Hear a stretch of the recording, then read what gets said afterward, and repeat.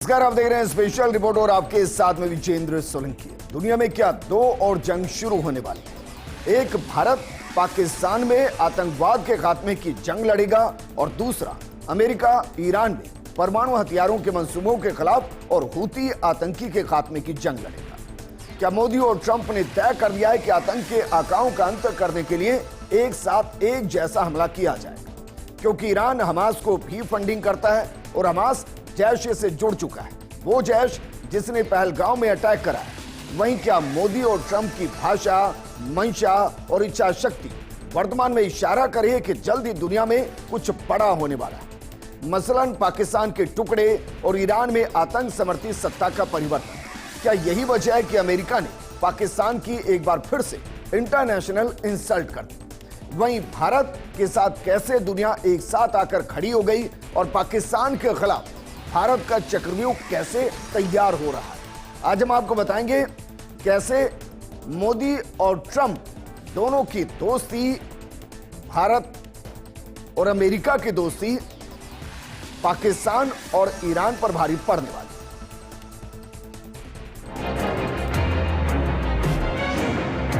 किसी को बख्शा नहीं जाएगा। मिट्टी में मिलाने का समय आ गया है।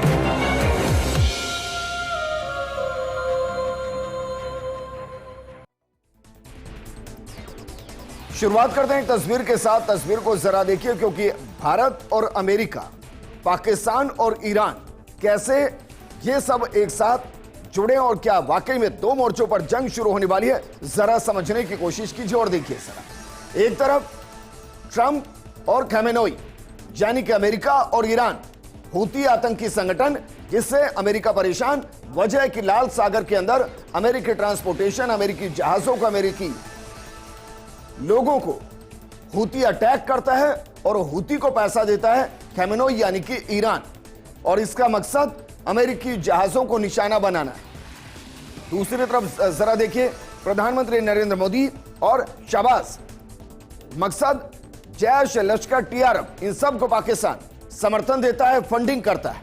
और कहां के लिए? कश्मीर में आतंक को फैलाने के लिए, इसके अलावा भारत में आतंक को फैलाने के लिए।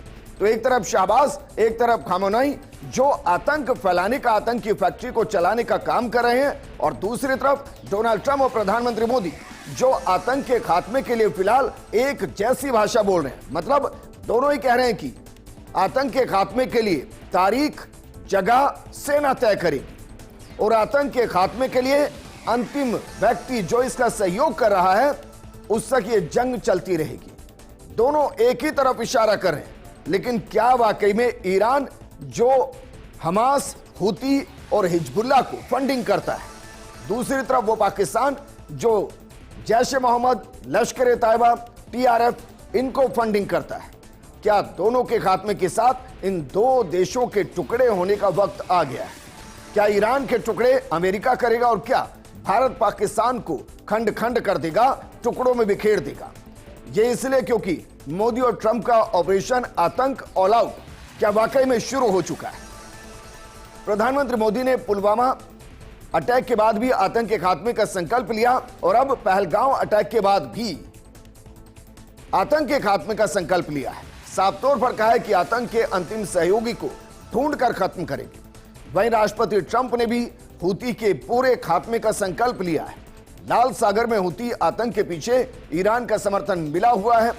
भारत और अमेरिका दोनों ही आतंकवाद से प्रताड़ित हैं। ईरान और पाकिस्तान लगातार आतंक को पनपाने का काम कर रहे हैं। पहलगांव घटना में आतंक के तार उस हमास से भी जुड़े हैं जिसको फलस्तीन में ईरान का खुला समर्थन हासिल है। ऐसे में ट्रंप और मोदी का प्लान आतंक ऑल आउट में एक दूसरे के साथ क्या खड़े हो चुके हैं और क्या इसकी तस्वीर उस वक्त भी नजर आई जब बाकायदा अमेरिका के विदेश मंत्री, भारत के विदेश मंत्री एस जयशंकर से बातचीत की। अमेरिका के विदेश मंत्री मार्को रूबियो ने एस जयशंकर से क्या बातचीत की और यहां अमेरिका ने कैसे पाकिस्तान की इंटरनेशनल इंसल्ट की, इसलिए क्योंकि यहां विदेश मंत्री वर्सेस विदेश मंत्री बातचीत हुई भारत और अमेरिका के बीच में, लेकिन पाकिस्तान के अंदर अमेरिका के विदेश मंत्री ने पाकिस्तानी विदेश मंत्री से बातचीत करने से इनकार कर दिया, जबकि वो वहां के उप प्रधानमंत्री हैं। उन्होंने कहा कि हम सीधे शहबाज से बात करेंगे, यानी अमेरिका के विदेश मंत्रालय पाकिस्तान के उप प्रधानमंत्री वहां के विदेश मंत्री को भी ट्रस्ट नहीं कर रहे हैं।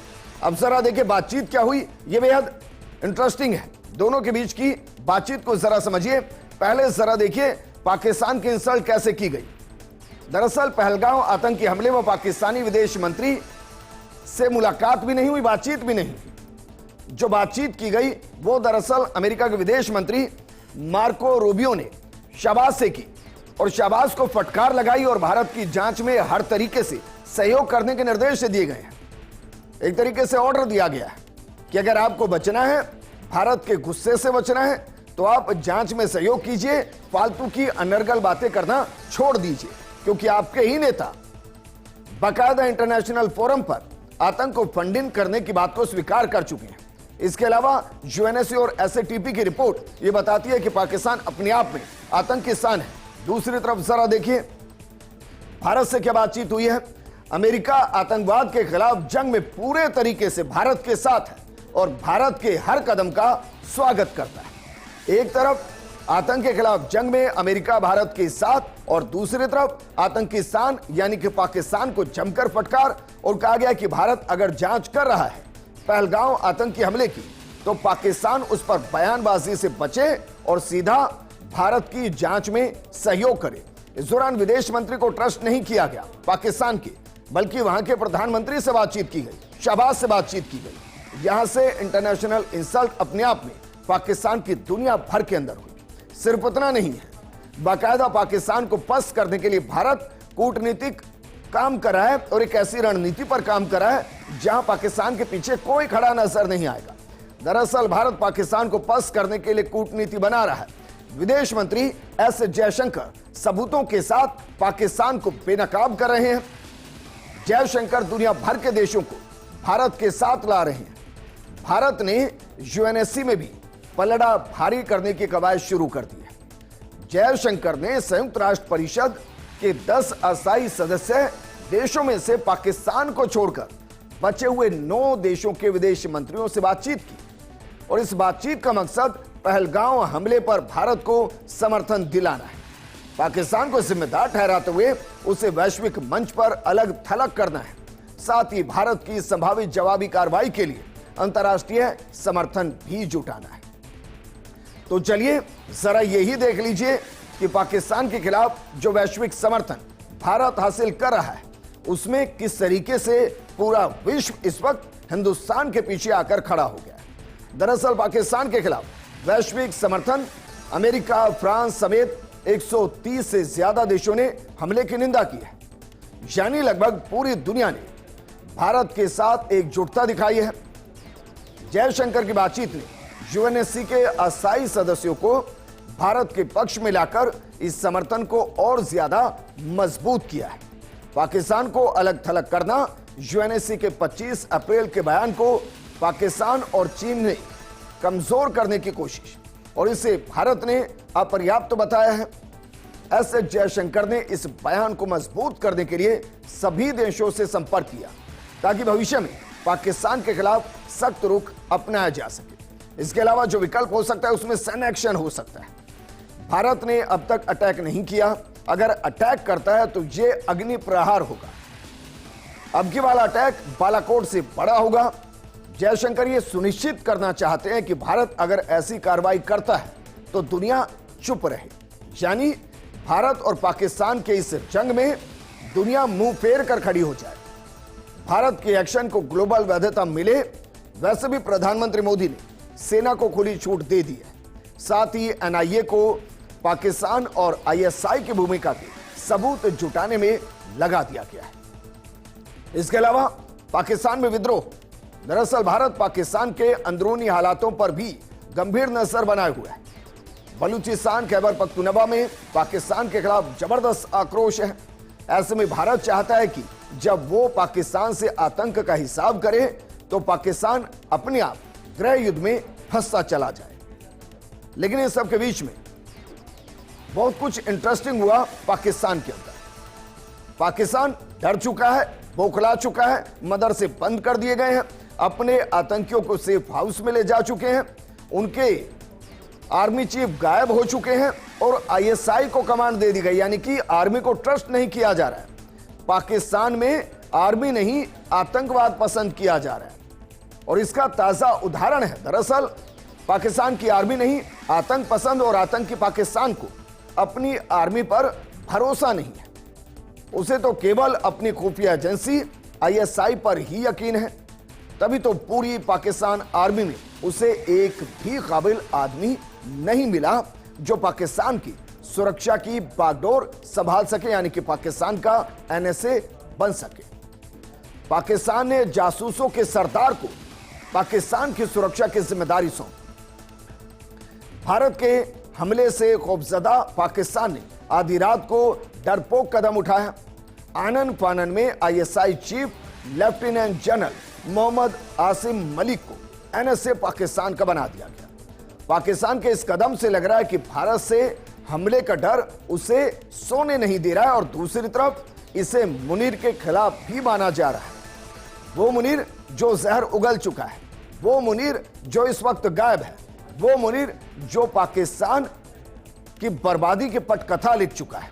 लेकिन उससे पहले जरा देखिए आईएसआई का वो अधिकारी जिसे एनएसए बनाया गया है, आसिफ मलिक, जिसे पाकिस्तान में जासूसों का सरदार कहते हैं, वो दरअसल कौन है? दरअसल लेफ्टिनेंट जनरल मोहम्मद आसिम मलिक पाकिस्तान की खुफिया एजेंसी आईएसआई का प्रमुख रहा है। अब वो पाकिस्तान की राष्ट्रीय सुरक्षा सलाहकार भी बन गया है। भारत का वो कट्टर दुश्मन है, एकदम कट्टर, क्योंकि आईएसआई के नेतृत्व में वो भारत विरोधी गतिविधियों, खासकर जम्मू कश्मीर में आतंकी हमलों को बढ़ावा देने में शामिल रहा है। हाल के दिनों में भारत में जितने भी आतंकी हमले हुए हैं उसके पीछे मलिक का दिमाग कहा जाता है। पहलगांव हमले जैसे आतंकी कृत्यों में आईएसआई की भूमिका उसके रणनीति का हिस्सा मानी जाती है। यानी आप कह सकते हैं कि पहलगांव हमले के उपहार के तौर पर आतंकी शान पाकिस्तान ने मलिक को एनएसए दे दिया है, एनएसए की पदवी दे दी है। जबकि मोहम्मद आसिम मलिक पिछले साल सितंबर 2024 में ही आईएसआई का प्रमुख था। वो अपनी रणनीतिक विशेषज्ञता और सैन्य अनुभव के लिए पाकिस्तान में जाना जाता है। वो पाकिस्तान में जासूसों का सरदार है जो भारत विरोधी गतिविधियों का मास्टरमाइंड रहा है। वो पाकिस्तान सैन्य अकादमी के 80वें लॉन्ग कोर्स के दौरान स्क्वाड ऑफ ऑनर विजेता भी पाकिस्तान में रह चुका है। अमेरिका के फोर्ट लेवनवर्थ और यूके के royal college of defence studies से वो ट्रेंड हुआ है। उसने बलूचिस्तान और वजीरिस्तान में अहम सैन्य अभियानों का नेतृत्व किया है। यानी कि जो आज वहां आग भड़क रही है उसमें मलिक का भी हाथ है और इसलिए पाकिस्तान ने खुद को बचाने के लिए एक बार फिर से उस पर भरोसा जताया, यानी कि अपनी आर्मी पर भरोसा नहीं है, अपने आतंकी स्थान के जासूसों पर भरोसा है और यह मोहर लगाता है कि पाकिस्तान पूरे तरीके से आतंकियों के हाथों की कठपुतली बन चुका है। जहां शैडो सरकार है, जहां आर्मी नहीं है और अब आईएसआई के कंट्रोल में लगभग पूरा पाकिस्तान है। वो आईएसआई जो भारत विरोधी है।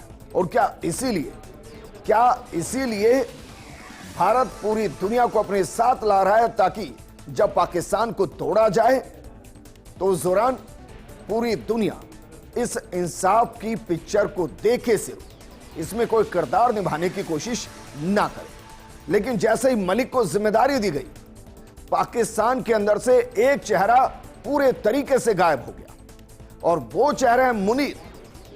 जो अभी तक हाईलाइट था, जो अभी तक सुर्खियों में था, वो अचानक से गायब हो गया है। अब पाकिस्तान में ही सवाल पूछा जा रहा है कि मुनीर पाकिस्तान छोड़कर भाग गया है या सेफ हाउस के अंदर छुप गया है।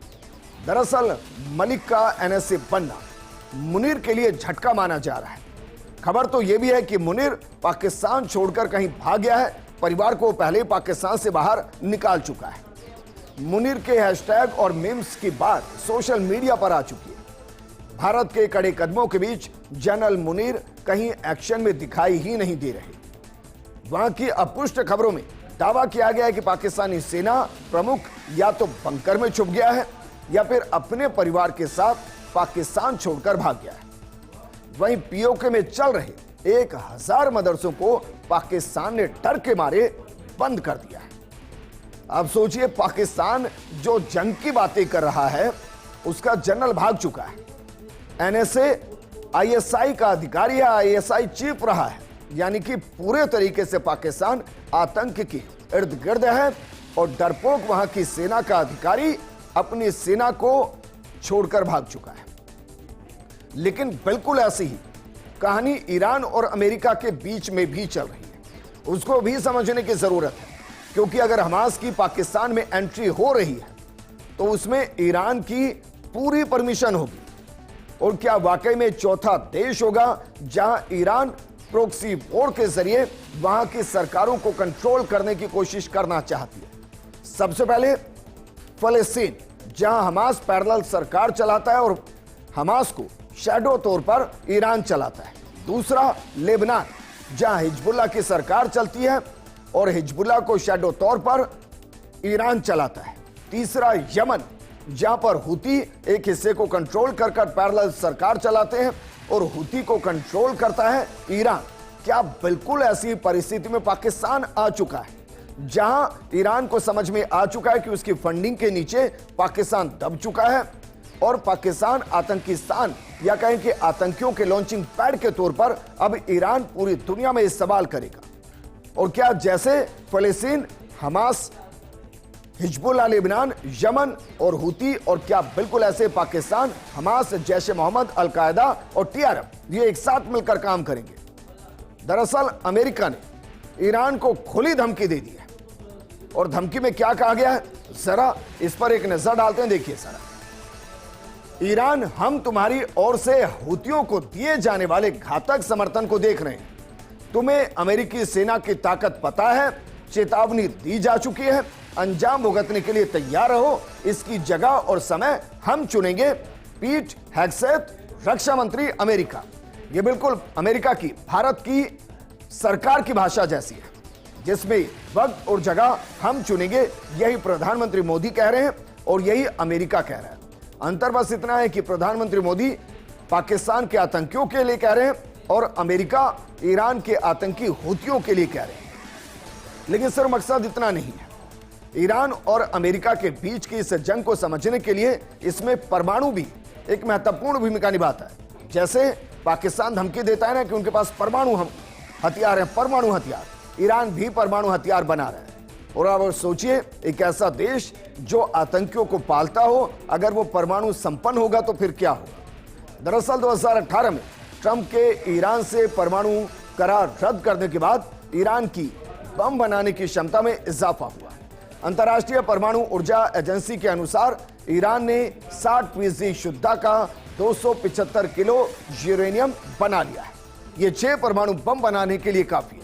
अगर अमेरिका ईरान के बीच कोई समझौता नहीं होता है तो अमेरिका या इजराइल ईरान के परमाणु ठिकानों पर बमबारी कर सकते हैं। जानकार सूत्र बताते हैं कि ट्रंप कुछ माह तक बातचीत की प्रक्रिया जारी रखेंगे। ट्रंप ने नेतन्याहू को अमेरिका ईरान न्यूक्लियर डील पर बातचीत के दौरान कोई गड़बड़ी नहीं करने की हिदायत दी है। लेकिन ईरान पर परमाणु डील को लेकर अमेरिका दबाव भी लगातार बना रहा है। दरअसल अमेरिका और ईरान के बीच 3 मई शनिवार को रोम में परमाणु कार्यक्रम को लेकर अहम वार्ता होने वाली है।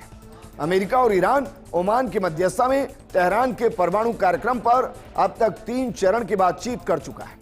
इस बातचीत का मकसद ईरान को परमाणु हथियार बनाने से रोकना है। बदले में तेहरान को आर्थिक प्रतिबंधों में ढील मिलने की आशा है।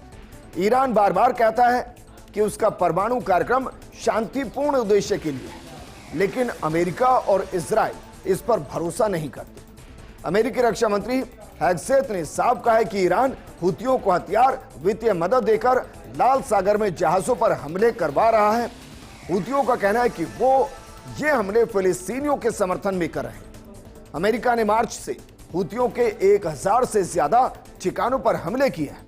हमले के लिए 2 विमान वाहक पोत और 6B-2 बॉम्बर तैनात किए गए। इन विमानों को हिंद महासागर में मौजूद ब्रिटिश द्वीप डिएगो गार्सिया में तैनात किया गया है। वहीं एयर डिफेंस सिस्टम को एशिया से हटाकर मध्य पूर्व पहुंचा दिया गया है। तो क्या वाकई में दुनिया में 2 जंग और शुरू होने वाली है, और ये जंग किसी देश के खिलाफ नहीं बल्कि उन देशों के अंदर फैले आतंकवाद के खिलाफ होगी जिसमें दोनों देश बर्बाद होते हुए नजर आए। उनमें भारत पाकिस्तान को बर्बाद करेगा उसके आतंकिस्तान को खत्म करके, और दूसरी तरफ ईरान को अमेरिका बर्बाद करेगा उसके आतंकी फंडिंग की वजह से। और क्या ट्रंप और मोदी का यह प्लान जिसके जरिए पाक और ईरान दोनों टूट जाएंगे। इस प्रोग्राम में फिलहाल इतना ही। आप बने रहिए फर्स्ट इंडिया न्यूज के साथ, क्योंकि खबरों का सिलसिला लगातार जारी है। नमस्कार।